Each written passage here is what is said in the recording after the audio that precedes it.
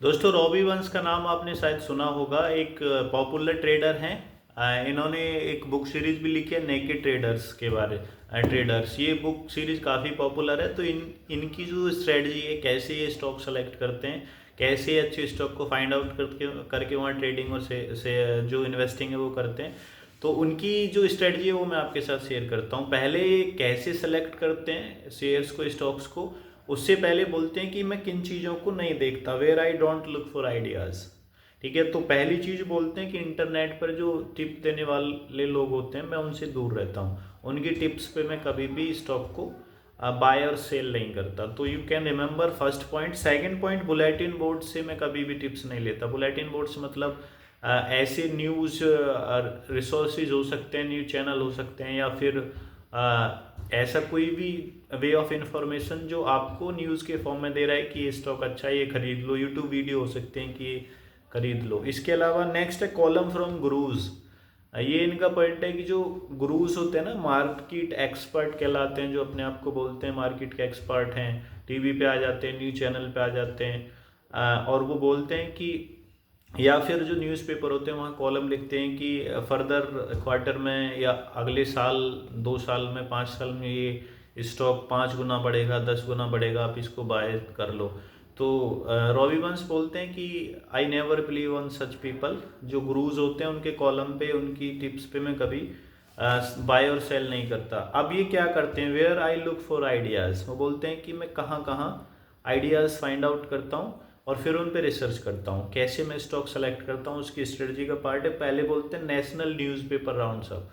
बोलते हैं जो नेशनल लेवल के न्यूज़पेपर हैं, जैसे हम इंडिया की बात करें तो इकोनॉमिक टाइम्स काफ़ी पॉपुलर है।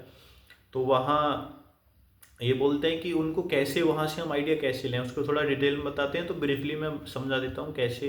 अकॉर्डिंग टू रॉबी वंश बोलते हैं कि जो नेशनल लेवल के न्यूज़पेपर हैं उनको जब हम पढ़ते हैं तो उसमें बहुत सारे स्टॉक्स की कई बार लिस्ट आती है। 52 वीक हाई और लो, वो लिस्ट आती है। कई बार दिन का जो चेंज होता है उसकी लिस्ट आती है। तो उसमें कई बार सैकड़ों हजारों स्टॉक की लिस्ट आ जाती है। ठीक है, जैसे आप इकोनॉमिक टाइम भी देखोगे तो वहाँ जब क्वार्टरली रिजल्ट आते हैं तब उनकी लिस्ट आ जाती है कि कौन कौन सी बड़ी कंपनियों ने अपने जो रिजल्ट हैं उनको रिलीज़ किया है। तो बोलते हैं कि उनको जब हम पढ़ते हैं तो वहाँ हम बहुत सारी चीज़ें देख लेते हैं और फिर उस पर रिसर्च करके हम स्टॉक फाइंड आउट करते हैं। इसके बाद नेक्स्ट पॉइंट बोलते हैं मैगजीन। जो नेशनल लेवल की मैगजीन होती हैं, अगेन उनको ये रिकमेंड करते हैं कि उनको पढ़ना, उनसे नॉलेज गेन करना, आर्टिकल्स पढ़ना कंपनी के बारे में, उनके फ्यूचर प्लान के बारे में पढ़ना। ठीक है, उनका फ्यूचर पर्सपेक्टिव देखना। ठीक है, उनके रिजल्ट्स को स्टडी करना। ये सब देखने के बाद उनको आइडिया लग जाते हैं कि कौन सी कंपनी को उनको खरीदना है और कौन सी को बेचना है। इसके बाद वो कुछ वेबसाइट बताते हैं, जैसे इन्होंने ADVFN वेबसाइट है, ये हमारे यहाँ की नहीं है। तो ये बोलते हैं कि अपने कंट्री की जो भी पॉपुलर वेबसाइट है जो इस स्टॉक मार्केट को कवर करती हैं, जहां आपको स्टॉक मार्केट से रिलेटेड न्यूज़ मिलती हैं, जैसे हमारे यहाँ बहुत सारी हैं, मनी कंट्रोल है, या BSE और NSE की वेबसाइट हम ले सकते हैं, जो सबसे ऑथेंटिक सोर्स ऑफ इंफॉर्मेशन होता है। उनको स्टडी करना, उनको देखना, उनको सब्सक्राइब करके रखना, और उन पे जो भी रिलेवेंट इंफॉर्मेशन होती है, ठीक है, उसको अपनी मतलब एक तरह से बास्केट में रखना, उसको स्टडी करना और वहाँ से आइडियाज़ जनरेट करना।